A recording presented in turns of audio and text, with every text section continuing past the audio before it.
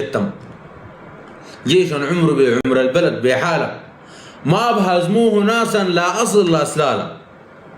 بلوا الخونة يا راقدين صمود وبسالة قبل الدولة تفقد هيبتها وابطالها جيشا كله تلابه ورجال كقامة بقدوا العز اهل هيبه وملوك وزعامه دام القصه جابت نهبل عامه ما فرضا سلاح عيلك مولو الدعامه كل سوداني والعزه واصيل فيه نسبه مفروض دون تردد يستجيب يا حسبه ديل نهبونا اموال والعروض ديل ببساطه في درس المكارم رسبوا مجاهدين نحن اول شان عروضنا نصونا وطننا وديننا ديل واجبنا ما بوصونا مجاهدين شان نقص الفكر ويقصونا راكزين نحن شان ندق حصونا قبيل غايدنا لكابتن النطق دبله ومن كل في جميل نيف نبله ما تفرز دحين قال له ما تفرز دحين والمحتضن وبله مدعين لو قالوا خاين بله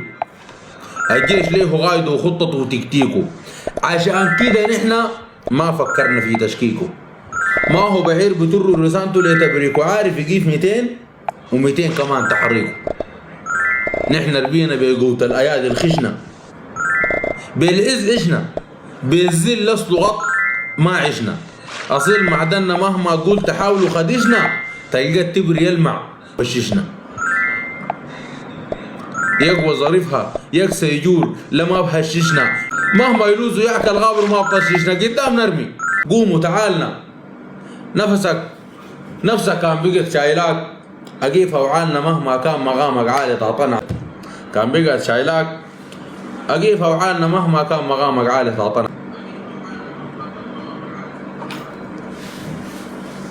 يا مسخلة والله يا حبابكم ملايين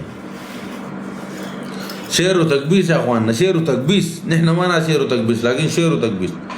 عبد الرحيم محمد الحاملي تم كتمك وفتكك ومتكك علق عشان انا اديك